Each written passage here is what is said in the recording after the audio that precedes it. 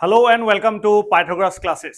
So আজি আমি যেটো পোয়েম পঢ়িম তোমালোকে খুব ধুনিয়াকে ৰিলেট কৰিব পাৰিবা কাৰণ পোয়েমটো নামটো তোমালোকে চোৱা এ ফটোগ্ৰাফ আৰু কোনে লিখিছে this is written by Shirley Tolson okay Shirley টলসনৰ কথা যদি কওঁ প্ৰথমতে তোমালোকে জানিব লাগিব যে Shirley Tolson is a female poet okay Shirley Tolson is a female poet আৰু এই পোয়েমটো কিহৰ লগত ডিল কৰে তোমালোকে জানিব লাগিব দিস ডিলস উইথ নষ্টালজিয়া কথা যেতিয়া আমি কওঁ তোমালোকে জানা যে এখন ফটোগ্ৰাফ আমি যেতিয়া চাওঁ সেই ফটোগ্ৰাফখনৰ লগত it connects us to a lot of memories আমাৰ পুৰণা মেমৰিজ বিলাক এতিয়া তোমালোকে ফাৰ্ষ্ট ইয়াৰত পঢ়ি আছা তোমালোকৰ স্কুলৰ দিনৰ যিবিলাক ফটোগ্ৰাফ আছে তোমালোকৰ হয়তো ফেয়াৰৱেলৰ দিনৰ বা তোমালোকে ক্লাছ 10ত পঢ়ি থকা 9ত পঢ়ি থকা তোমালোকে লগৰ লগত ক'বাত ওলাই যোৱা সেই ফটোগ্ৰাফ বিলাকৰ আজি সেই লগৰজন হয়তো তোমাৰ লগত নাই তুমি নতুন ফ্ৰেন্ডছ বনালা কিন্তু সেই মেমৰিটো তোমাৰ সেই ফটোগ্ৰাফখন চাই পিনি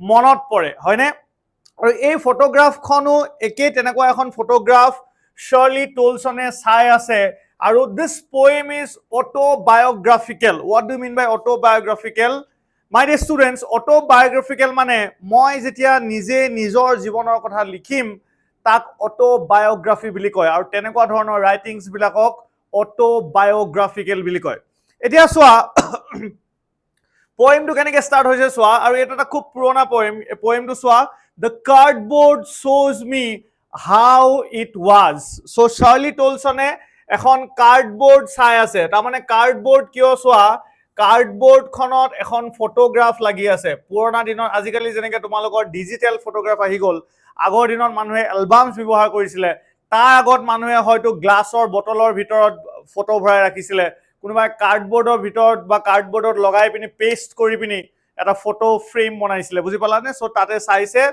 আৰু কৈছে সেই কাৰ্ডবোৰ্ডখনে মোক দেখাইছিলে যে সেই সময়টো বা সেই দিনটো কেনেকুৱা আছিলে ইয়াত কি বুলি কৈছে চোৱা the cardboard shows me how it was যেতিয়া when the two girl cousins তাৰমানে ইয়াতে দুজনী ছোৱালী কথা কৈছে আৰু এই দুজনী ছোৱালী কাজিন আছিলে went পেডলিং মানে এনেকে প্লেফুলি খেলি থাকা তোমালোকে এটা পেডেল মৰা বুলি ক'লে কি আমি সাইকেল মেচিন এইবিলাক বুজি পাওঁ নাও হয়নে কিন্তু যদি তুমি নদী কিনাৰত এনেকে ভৰিকিটা মাৰি মাৰি খেলি আছা হেতুকো পেডলিং বুলি কোৱা হ'ব সো টু ৱাক প্লেফুলি পেডলিং মানে কি হয় টু ৱাক প্লেফুলি তোমালোকৰ বুকত ওয়াৰ্ড মিনিংস থাকিব তাতো পাবা ঠিক আছে সো ইয়াত কৈছে চোৱা each one holding one of my mother's hands তাৰ মানে মাজত আৰু এজনী ছোৱালী আৰু সেই ছোৱালীজনী দুইজনীয়ে মাকৰ তাৰ মানে কাৰ মাকৰ শাৰ্লি টলসনৰ মাকৰ দুইখন হাত দুফালে ধৰি আছিল ঠিক আছে আকৌ এবাৰ মই কৈ দিছো চোৱা the cardboard shows me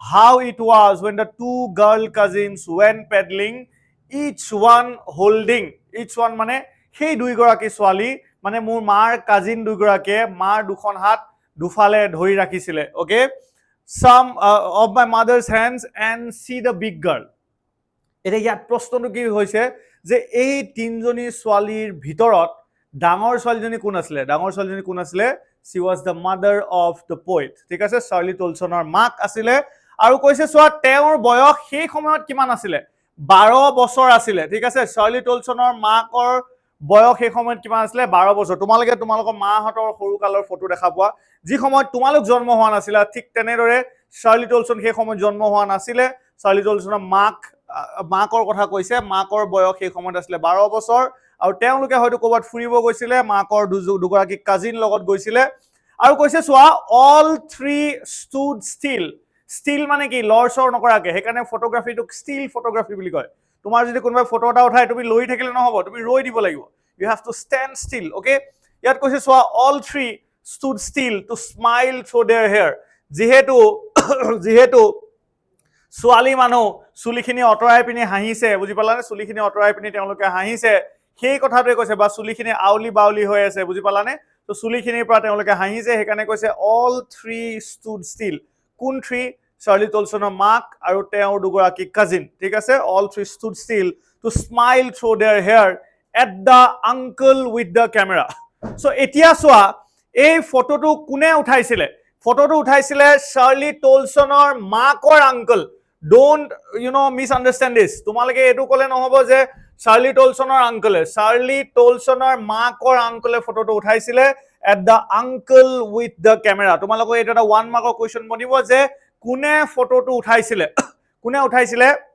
Charlie টলছনৰ মাকৰ আংকলে উঠাইছিলে আৰু কৈছে ওহো ইমান ধুনীয়া আছিলে মোৰ মা সেই সময়ত, a sweet face my mothers that was before I was born। কৈছে মই জন্ম হোৱাৰ আগতে বাহ মোৰ মা কি মৰম লগা আছিল, হয়নে? কেতিয়াবা তোমালোকে তোমালোকৰ মাহঁতৰ বা দেউতাহঁতৰ ফটোবিলাক চাই পিনি ভাবা বা দেউতা কি হেণ্ডসাম আছিলে, মা কি ধুনীয়া আছিলে, হয়নে? তোমালোকে মাদাৰ্ছ ডেত ফটো লগোৱা, ফাদাৰ্ছ ডেত ফটো লগোৱা, ঠিক আছে? ঠিক তেনেদৰে চাৰ্লি টলছনৰ মাকৰ ফটোটো দেখি পিনি চাৰ্লি টলছনে ভাবিছে যে বাহ মা সেই সময়ত কিমান প্ৰীতি আছিলে, ঠিক আছে, বা চুইট আছিলে।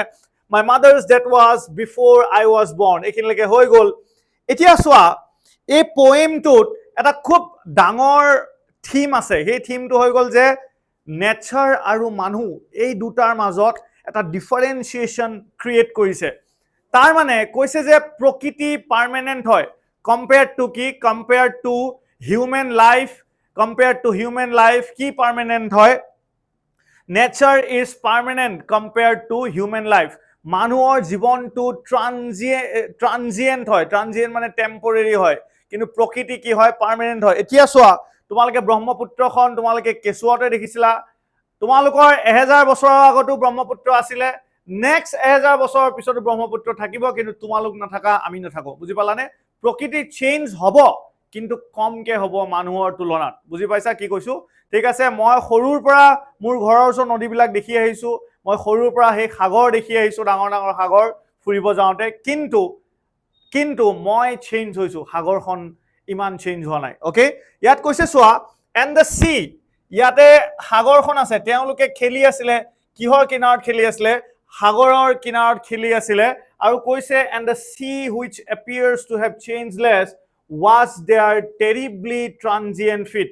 ভৰিকেইটা পানীত তিতি আছিলে, ঠিক আছে, আৰু কিন্তু কৈছে যে এই সাগৰখন কিন্তু এই প্ৰেজেণ্ট সময়তো আছে, নাই মাথো সেই মানুহকেইজন যোনে যাৰ ভৰিকেইটা এই সাগৰখনত তিতি আছিলে, তেওঁলোক খুব ট্ৰানজিয়েণ্ট আছিলে। ট্ৰানজিয়েণ্ট মানে মই অলৰেডি ক'লো, ট্ৰানজিয়েণ্ট মানে কি হয়? টেম্পৰেৰী, ঠিক আছে? ট্ৰানজিয়েণ্ট মানে কি হয়? Temporary. Okay my dear students, this is the paragraph. ইয়াত আকৌ কি কৈছে মই এবাৰ ৰিপিট কৰি দিছো তোমালোকক। এখন কাৰ্ডবৰ্ড আমাৰ কবিয়ে চাই আছে, চাৰ্লি টলছনে চাই আছে, চাই পিনি সি ইজ ফিলিং নষ্টালজিক। তাত 3 গৰাকী ছোৱালী আছে, মাজৰ গৰাকী পয়েটৰ মাক, চাইডত 2 গৰাকী ছোৱালী সৰু সৰু, দুফালে হাত ধৰি আছে, তেওঁলোকে চুলিখিনি অঁতৰাই পিনি হাঁহিছে। কাৰলে হাঁহিছে? At the uncle with the camera. Okay, uncle এজনে ফটো উঠাইছিলে আৰু তাৰ পিছত কৈছে যে আজিৰ ডেটত মানে সেই সাগৰখন আছে কিন্তু সেই ছোৱালী 3জনী নাই। কৈছে মোৰ মা কিন্তু সেই সময়ত বৰ মৰম লগা আছিলে, কাৰণ মাৰ বয়স আছিলে মাত্ৰ 12 বছৰ। অ'কে, ইয়াৰ পিছত চোৱা, ইয়াৰ পিছত যদি চাওঁ আমি, কৈছে 20-30 বছৰ মানৰ পিছত, ঠিক আছে, 20-30 বছৰ মানৰ পিছত, অ'কে, 20-30 বছৰ মানৰ পিছত হয়তো মায়ে সেই ফটোখন চাইছিলে। she would laugh at the snapshot। Snapshot মানে ফটো। মায়ে সেই ফটোখন চাইছিলে আৰু কৈছিলে চোৱাচোন বেটি এণ্ড ডলি, ঠিক আছে, চোৱাচোন Betty and Dolly. Betty and Dolly কোন হয়? মাকৰ সেই কাজিন দুগৰাকীৰ নাম, ঠিক আছে। see Beti and Dolly, she would say and look how they dressed us for the beach। আজিৰ ডেটত তোমালোকে সকাম খাবলৈ গ'লে কেনেকুৱা ড্ৰেছ পিন্ধিব লাগে জানা? বিয়া খাব লাগে কেনেকুৱা ড্ৰেছ পিন্ধিব জানা? স্কুল কলেজ যাবলৈ হ'লে কেনেকুৱা ড্ৰেছ পিন্ধিব? আমি মিক্স নকৰোঁ, হয়নে? কিন্তু আমি সৰু যেতিয়া থাকোঁ, তোমালোকৰ যেনিবা মাহঁতৰ দেৰি হ'লে হ'ব, বিয়ালৈ স্কুলৰ ড্ৰেছ পিন্ধাই লৈ গুচি যাব, স্কুলৰ পৰা বাহিৰে বাহিৰে লৈ গুচি যাব। এতিয়া যেতিয়া দেখিবা মামাৰ বিয়া মই কি কেনেকৈ খাই দিলোঁ স্কুলৰ ড্ৰেছ পিন্ধি, ঠিক আছে, খং উঠিব এতিয়া, হয়নে? এহেঁতি হাঁহিছে মানে, চোৱাচোন আমাক বিচলৈ কেনেকুৱা ড্ৰেছ পিন্ধাই লৈ গৈছিলে, চোৱাচোন বেটি এণ্ড ডলি। অ'কে, কৈছে চোৱা the sea holiday was her past. মোৰ মাৰ কাৰণে সেই চি হলিডেটো তেওঁৰ পাষ্ট আছিলে, আৰু মোৰ কাৰণে মাৰ সেই হাঁহিটো পাষ্ট আছিলে। এই 3টা পইণ্ট ৰাখিছোঁ, দেখিছানে? প্ৰথম পইণ্টটো হৈ গ'ল যেতিয়া মাকৰ বয়স 12 বছৰ আছিলে, তেওঁ ফুৰিব গৈছিলে, এই সময়ত চাৰ্লি টলছন নাছিলে, ঠিক আছে, তেওঁ কাজিনছৰ লগত ফুৰিব গৈছিলে।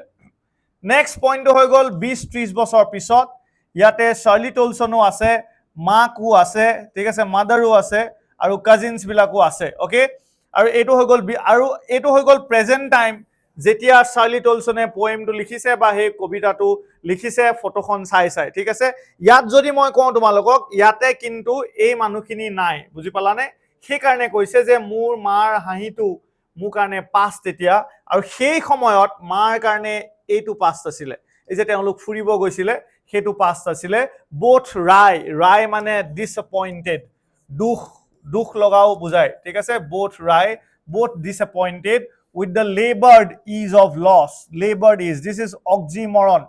Eto eta poetic technique বা poetic device ইয়াক কোৱা হয় oxymoron. দুইটা opposite word লগত আছে দেখিছানে labor মানে হৈছে দুখ ease মানে হৈছে comfort ঠিক আছে আমাৰ দুইগৰাকীয়ে কষ্ট হৈছে এই সময়ত মাৰ কষ্ট হৈছিলে কিয় কষ্ট হৈছিলে কাৰণ মাৰ কাৰণে this was her past আৰু আজিৰ ডেটত মোৰ কষ্ট হৈছে কাৰণ this is my past মাৰ হে হাঁহিটো এতিয়া নাই ঠিক আছে কাৰণ মা এতিয়া নাই with the labored ease of loss আমাৰ দুইগৰাকীয়ে লস হৈছে তাৰ মানে মেন্টাল লসৰ কথা কৈছে কিন্তু আমি দুইগৰাকীয়ে দেখাইছো যে we are at ease মানে কমফৰ্ট যদিও আমাৰ কষ্ট হৈছিলে okay year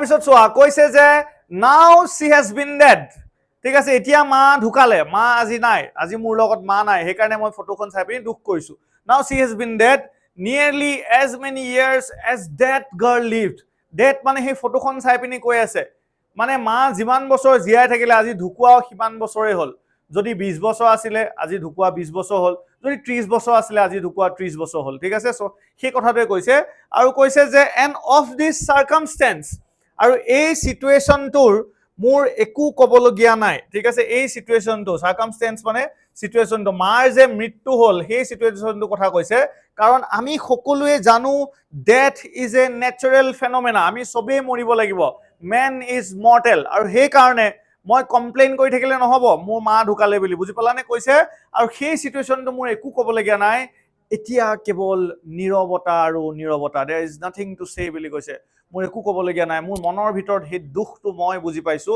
it's all silence and silences মানে কি হয় my dear students কৈছে the world outside is silent নীৰৱ মোৰ কাৰণে আজি আৰু মোৰ মনৰ ভিতৰটো everything is silent ঠিক আছে খুব ধুনিয়া এটা নষ্টালজিয়াৰ পোয়েম হয় খুব ধুনিয়াকে চাৰ্লি টলছনে অটোবায়োগ্ৰাফিক্যাল ৱেট খুব ধুনিয়াকে বুজাইছে আমি সকলোৱে ৰিলেট কৰিব পাৰো আমাৰ লগৰ বিলাক যেতিয়া নোহোৱা হৈ যাব আমাৰ পেৰেন্টস যেতিয়া নোহোৱা হৈ যাব তেওঁলোকৰ ফটো বিলাক চাই পিনি আমাৰ সকলোৰে হয়তো দুখ লাগিব this is a very beautiful poem okay thank you students